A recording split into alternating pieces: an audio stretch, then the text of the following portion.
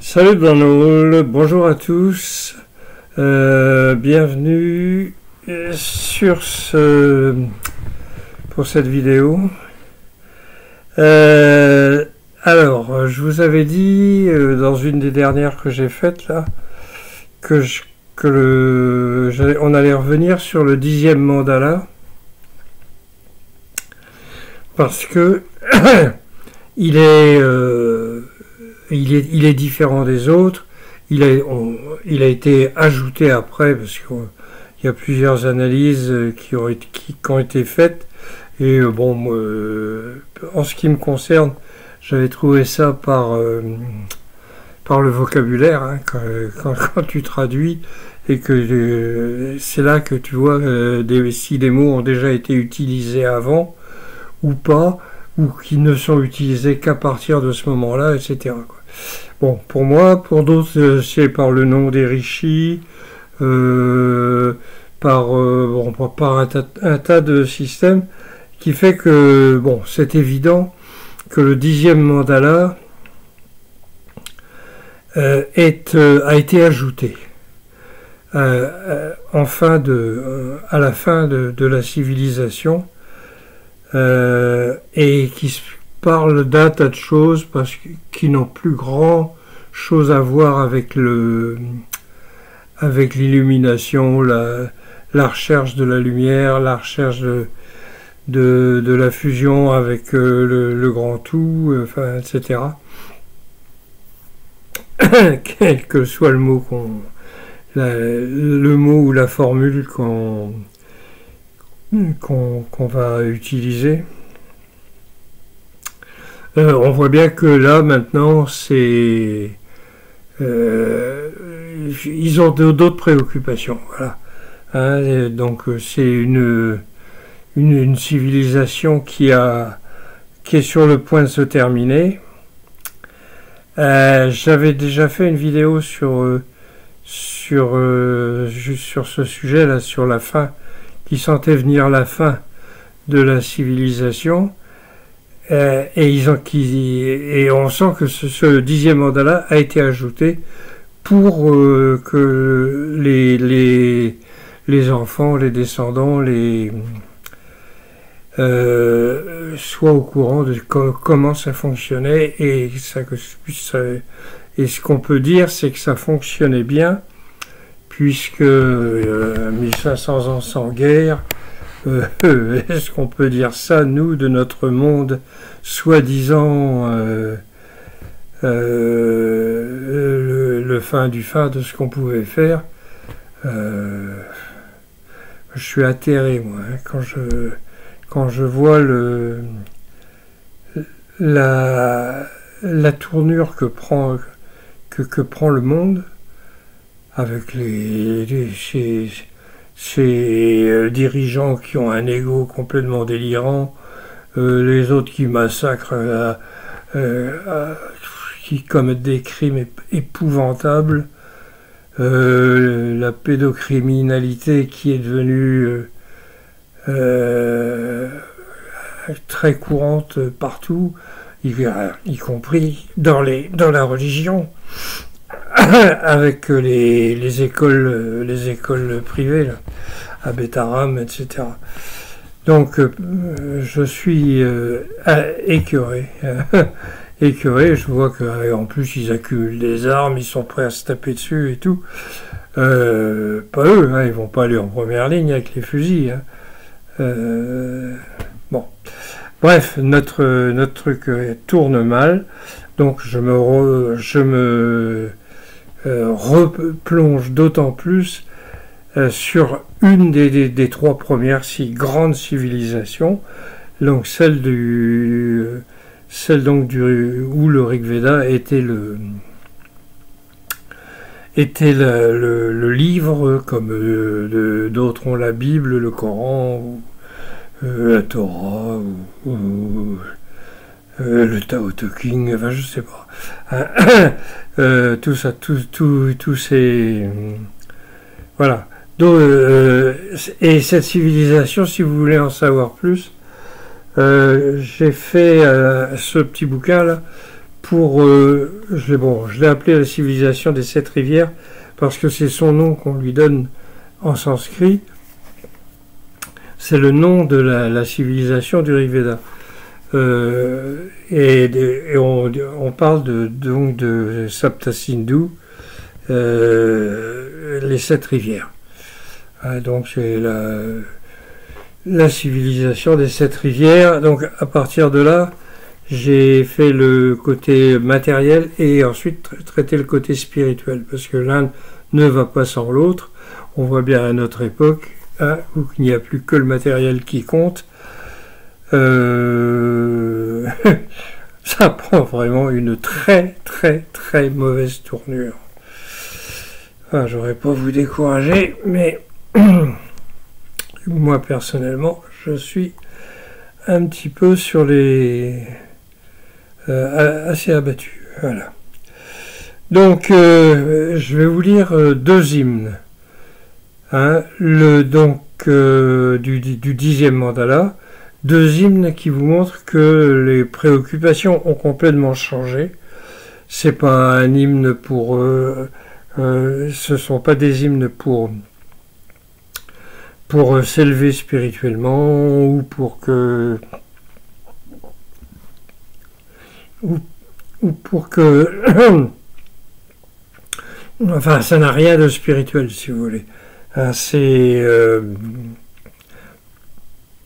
si, bien sûr, il y a quelques hymnes qui sont adressés à Indra, à Agni et tout.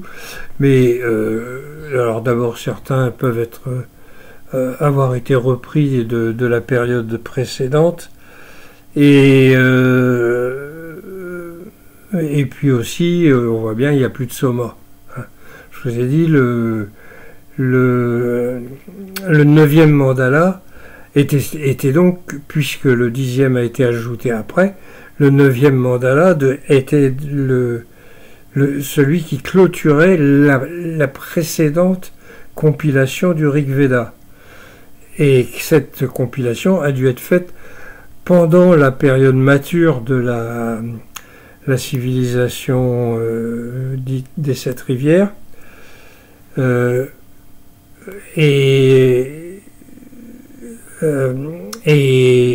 le 9e mandala est entièrement et uniquement consacré au dieu Soma.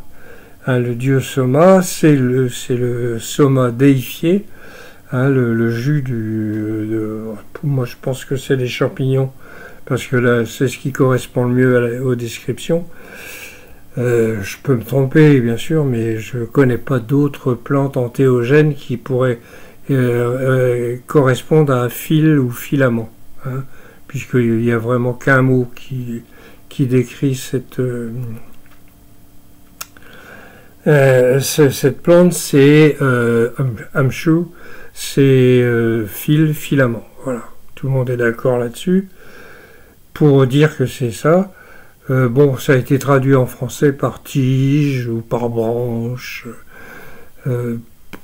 Ouais.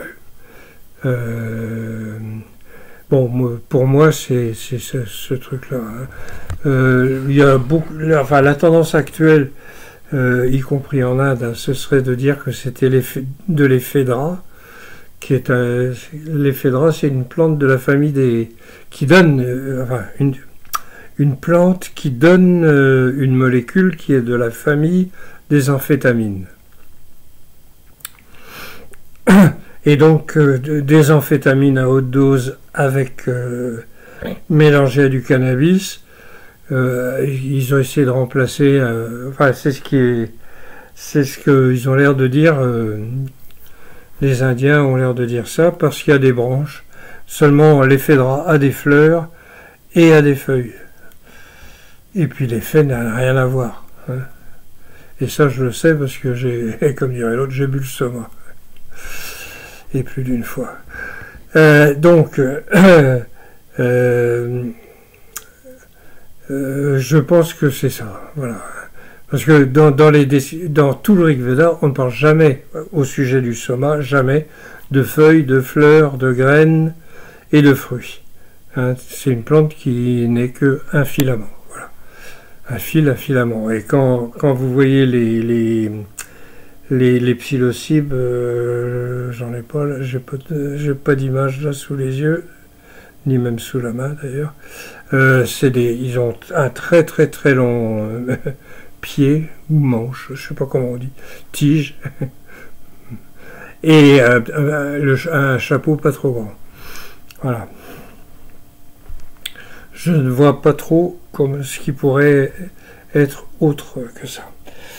Bon, alors voilà. Alors donc là, on est donc après, quand ça se termine, et ils ont absolument tenu à faire un mandala de 191 hymnes, comme le premier. Le premier mandala fait 191 hymnes, et le dernier aussi. C'est pas un hasard, bien entendu. Et ça me fait penser à un livre, hein, les deux couvertures, flaf. Vous voyez, vous fermez le livre comme ça. Bing. Ouais, bref. Bon, vous trouverez tout ça là-dedans. Ça vaut dans les 10 balles, c'est pas excessif. Donc voilà. Alors je vais démarrer avec celui-là. Je vais en faire deux. Hein. Je vais donc faire l'hymne 162 du 10e mandala. C'est un hymne contre la fausse couche. Vous voyez, ça n'a pas grand-chose à voir. Alors on va le lire et puis on va voir. Avec un mantra qu'Agni, le tueur de démons, chasse ici cette maladie au mauvais nom qui est dans ton fœtus, qui reste dans ton ventre. Avec un mantra, qu'Agni, le tueur de démons, chasse d'ici cette maladie au mauvais nom qui est dans ton fœtus, qui reste dans ton ventre. Ah, donc, là, je vois pas ce qu'on peut... Il n'y a rien à expliquer, tout est clair là-dedans. Cette maladie au mauvais nom, alors je sais pas pourquoi ils disent au mauvais nom, mais bon, moi j'ai traduit tel que c'était. Cette maladie au mauvais nom qui repose sur ton fœtus, dans ton ventre, Agni, par le mantra, a fait disparaître ce mal avec le mangeur de viande. Voilà, c'est je reviens. Alors, cette maladie au mauvais nom qui repose sur ton fœtus dans ton ventre, Agni, par le mantra, a fait disparaître ce mal avec le mangeur de viande. Donc, Agni a fait disparaître ce mal avec le mangeur de viande. C'est quoi ça? Ben, je ne sais pas.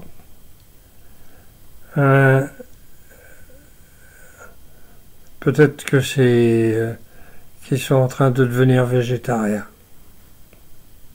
On l'a senti un peu dans le 8e mandala que ça allait tourner à comment dire, le fait de ne plus manger de plus manger de viande allait prendre la place de la viande et puis de la bête, que la pauvre bête qui était sacrifiée, dont le Rig Veda ne parle quasiment pas. Enfin, il y a deux ou trois allusions, plus un hymne sur l'Ashvamedha. L'Ashvamedha, c'est le sacrifice du cheval, qui sera après utilisé pour décrire quand les guerres vont reprendre, hein, parce que évidemment quand il y a plus d'illumination spirituelle, au bout d'un moment l'ego revient, les Trump, Poutine, Macron et autres malades mentaux veulent absolument faire des guerres et montrer qu'ils sont forts. Donc là c'était pareil. il laissait courir un cheval pendant 1 an, et après alors, il était suivi, hein, mais le cheval faisait ce qu'il voulait pendant 1 an, et au bout d'1 an, on ramassait le cheval, et tout le terrain qu'il avait parcouru pouvait être conquis. Voilà, c'était la loi, mais ça c'est après le Rig Veda, c'est la période védique classique. Et donc ce pauvre cheval, il y passait. Bon, alors, l'hymne au cheval, je ferai une autre vidéo là-dessus. L'Ashvamedha ne parle pas de conquête ni de guerre. Hein, il parle du cheval et du sacrifice, mais bon, pas de guerre ni de conquête. Bon, alors, je continue. Celle qui tue le tien quand il tombe, quand il est installé, quand il rampe, celle qui tue le tien, nous la chassons d'ici. Alors, celle qui tue le tien, c'est la fameuse maladie, au mauvais nom. Alors, bon, bah, je sais pas, je suis pas une femme, j'ai jamais été enceinte. Mais parmi vous, il y en a peut-être qui voient si on peut qualifier de maladie, si on ne s'y connaît pas trop en médecine, le fait d'être enceinte et quand ça tourne mal, je sais pas. Hein. Donc, alors, celle qui tue le tien, bon, ton fœtus, quand il tombe, quand il est installé, quand il rampe. Alors, quand il est né, bon, quand il est installé, c'est quand il est né. Quand il rampe, ben quand il sait pas marcher tout de suite, donc voilà. Celle qui tue le tien, nous la chassons d'ici. Voilà. Celle qui écarte les cuisses, s'allonge entre les deux époux, qui lèche à l'intérieur de ton ventre, celle-là, nous la bannissons d'ici. Ah.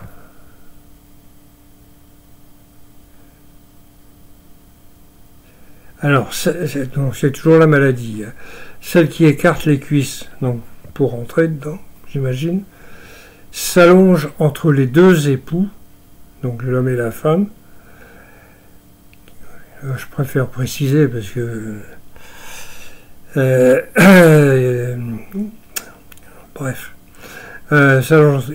Qui lèche à l'intérieur de ton ventre, donc c'est la fameuse maladie, celle-là, nous la bannissons d'ici.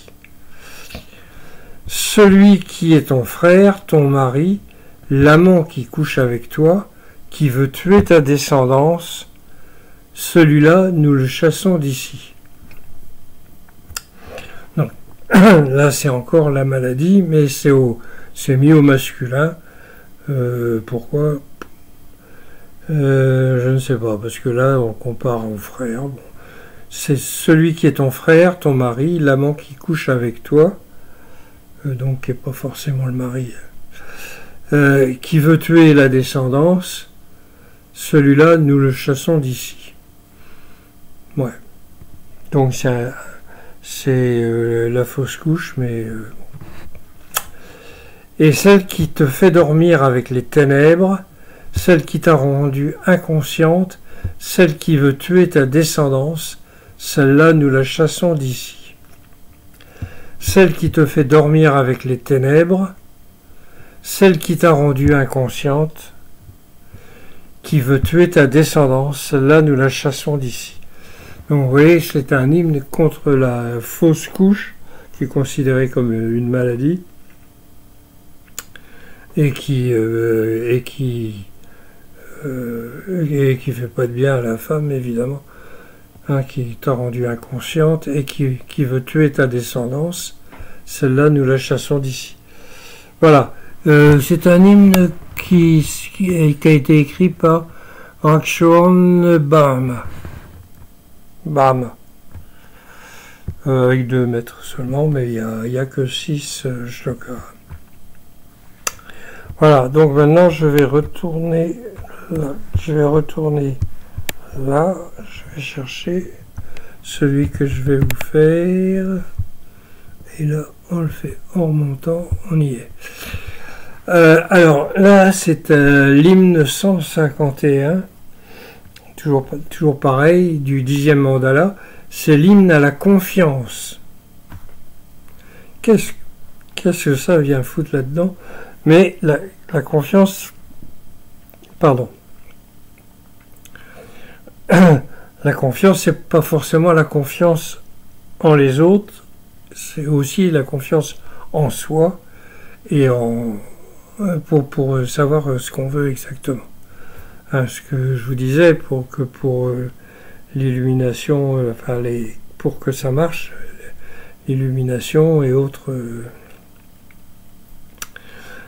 et quel que soit le nom qu'on lui donne, il faut savoir ce qu'on veut. Il faut avoir confiance en soi. On dit, on démarre l'expérience en buvant le soma ou en faisant d'autres pratiques, mais là dans le Rigveda c'est le soma, parce qu'au moins c'est pratique, c'est efficace. Quand tu fais ton sacrifice avec 3 consommations de soma dans la journée, comme quoi c'est pas de l'effet droit, parce que sinon je sais pas si le cœur il supporterait. Ouais, donc il faut avoir confiance en soi, savoir ce qu'on veut, et avoir l'esprit clair, dire voilà, c'est ça que je veux et je vais l'obtenir. Et effectivement, ça marche. Par contre, si vous vous dites oh, je vais faire comme les autres, j'y crois pas trop à leur truc, on va voir ce que ça donne. Là, non seulement ça marche pas, mais en plus ça peut être très très très très désagréable. Voilà. Bon, alors, le rishi s'appelle Shraddha Kamayani. Ça vous dit quelque chose? Non, bon, moi non plus. Ça fait partie de ces nouvelles familles, nouveaux rishis qu'on trouve que dans le 10e mandala, parce que tous les autres qui étaient les Kandva, les Vishvamitra, les Vashista et tout ça, donc, on les trouve dans les autres mandalas, ils reviennent dans les hymnes, dans tous les hymnes, y compris dans le 9e mandala. Mais donc ceux-là, il y a plein de nouveaux, il y a aussi quelques anciennes familles, mais d'autres, on ne sait pas d'où ils viennent, mais donc on pense que c'est je pense, et d'autres aussi, pensent que c'est aussi donc un des marqueurs qui fait que on sait que le 10e mandala a été ajouté après, avec l'intention de transmettre tout ce qu'il y avait avant. On transmet tout ça, et comme il ne l'écrivait pas, parce que les choses sérieuses ne s'écrivent pas, enfin à l'époque en tout cas, ils avaient une écriture, hein, puisqu'on a trouvé des preuves partout. Si ça vous intéresse, le gouvernement indien offre $1 million à qui pourrait décrypter cette écriture-là. Hein, donc, j'ai lu moi plein d'interprétations. J'en ai pas trouvé vraiment qui me convenait, qui me paraissait sensé. Mais bon, si ceux qui ont envie de gagner $1 million, allez-y, c'est que ça ne va pas être simple quand même. Bon, avec la confiance, Agni s'enflamme. Donc, alors là, on va revenir là-dessus. Avec la confiance, je verse l'offrande. Avec la confiance, à la tête de la portion de... oui. Bon, je recommence parce que je commente en même temps, ça va pas. Alors, avec la confiance, Agni s'enflamme. Avec la confiance, je verse l'offrande. Avec la confiance, à la tête de la portion, nous le faisons savoir par la parole. Avec la confiance, Agni s'enflamme. Avec la confiance, je verse l'offrande.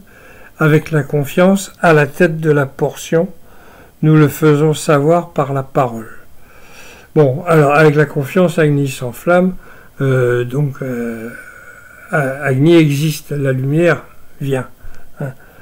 Donc il faut avoir confiance. C'est ce que je vous disais tout à l'heure. Avec la confiance, je verse l'offrande. Bon, oui, ça d'accord. Avec la confiance à la tête de la portion. Alors la portion, c'est la portion de richesse spirituelle qu'on obtient. J'ai fait une note quelque part dans la traduction. Le mot portion, c'est le baga. Et d'où on tire Bhagavan, par exemple, qui qualifie, qui veut dire qui est riche en portions. Hein, et en portions de spiritualité, bien entendu, ou de richesse spirituelle.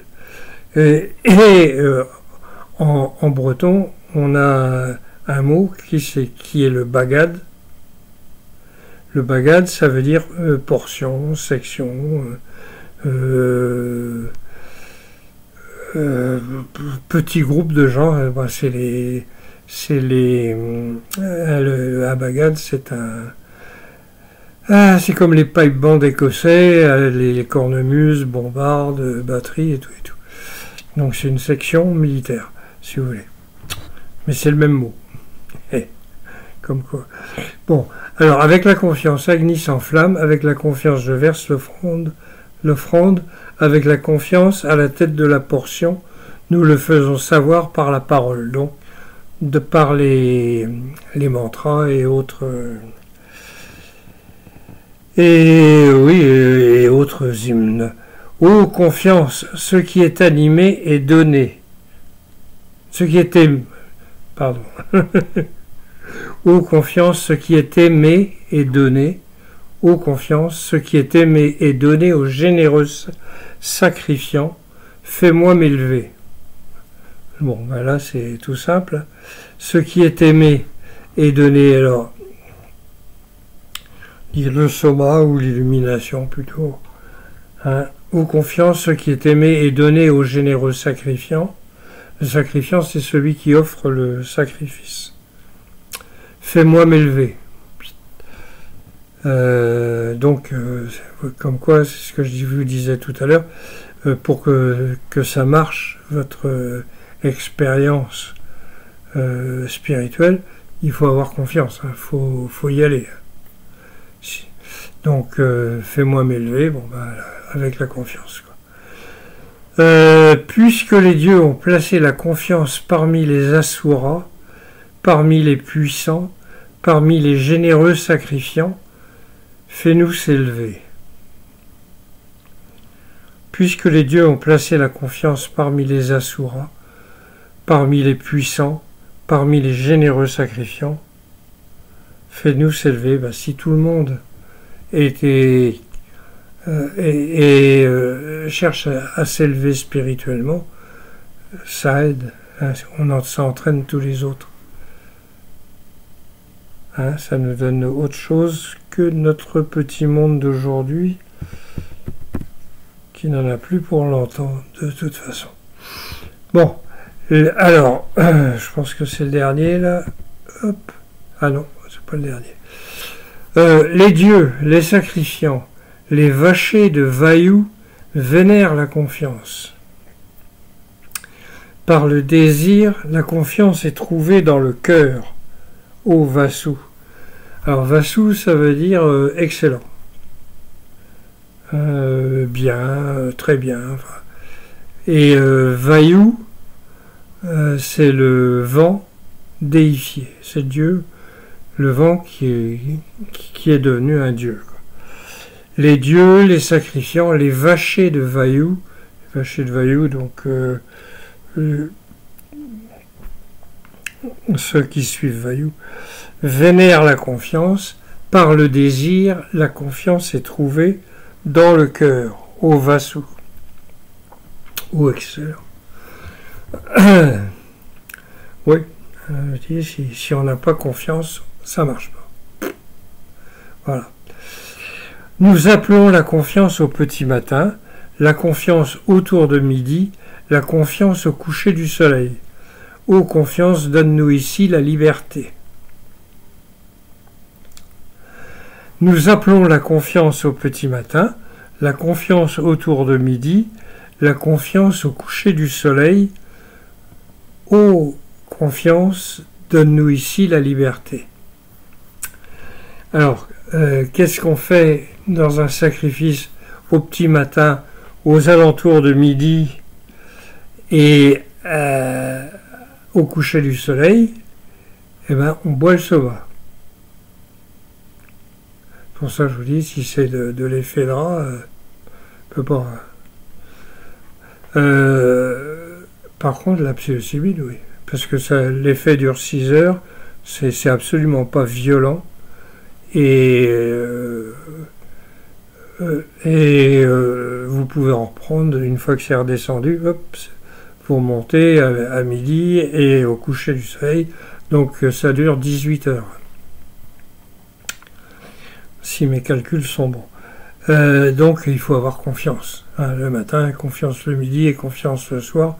Enfin bon, si c'est bien parti le matin, le reste suit. Donne-nous ici la liberté. La liberté, apprendre au sens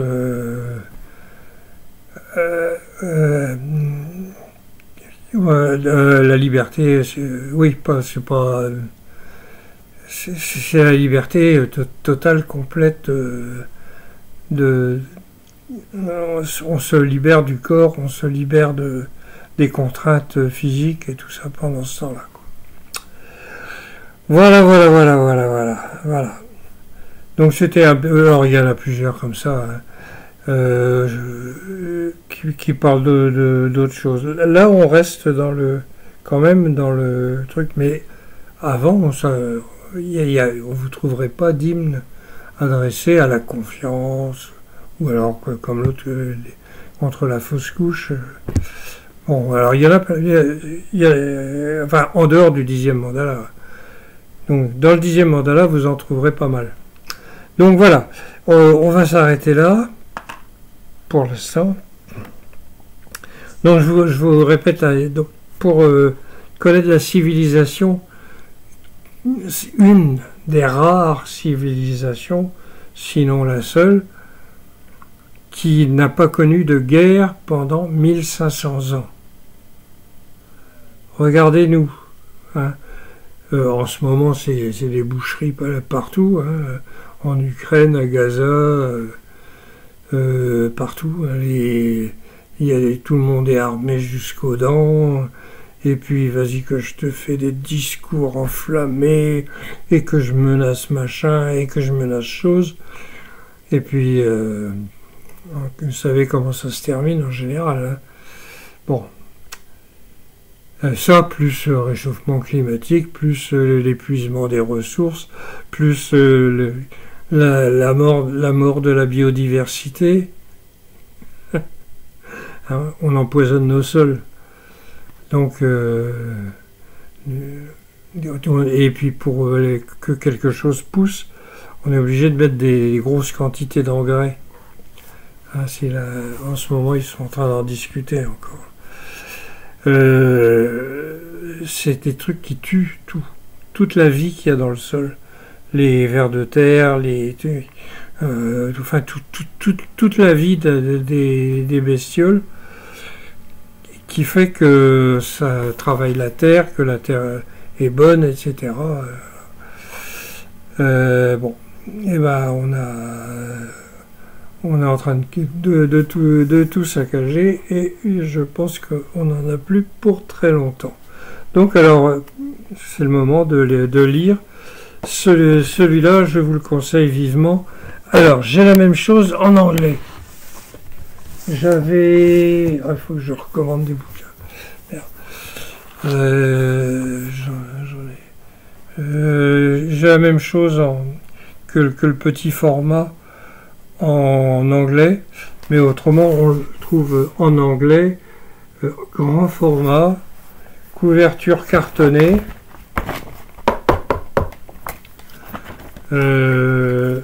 et c'est chez, par contre c'est en Inde.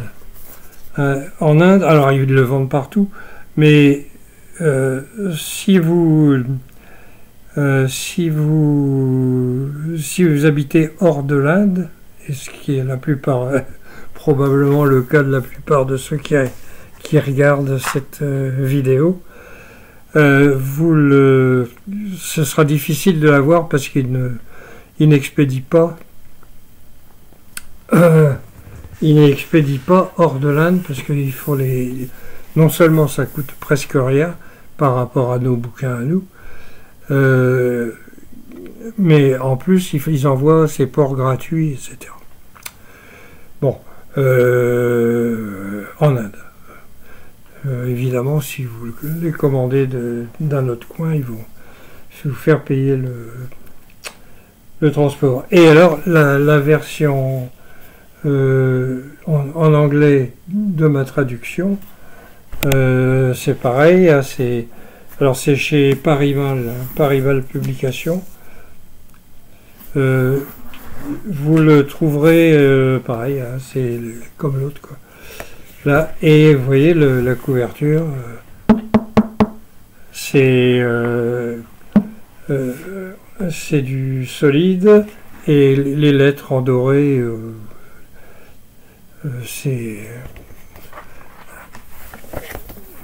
Ça fait 1295 roupies. Je crois que c'est quelque chose comme 18-19 euros. Eh ouais, bon, voilà. Alors, je vous conseille d'aller sur mon site, le site qui est consacré au Rigveda, qui s'appelle rigveda.blog. Il y a tout plein de choses à lire et il y a des liens pour vous pouvez voir pour les bouquins. Il y a les 20 premiers hymnes avec l'introduction. Ce qui compte en fait c'est l'introduction parce que ça permet de voir tout de suite de décrypter quoi. Voilà. Donc je vous laisse, je vous abandonne lâchement jusqu'à la prochaine vidéo. On va attendre que l'été se termine parce que là ça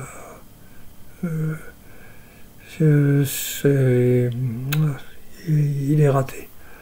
Il est raté et enfin, en Bretagne, mais ailleurs aussi j'ai l'impression. Bien, allez, je vous souhaite plein de bonnes choses et à bientôt pour une nouvelle vidéo. Et je vais couper ici si je trouve, voilà. Allez, Kenavo dans l'ol.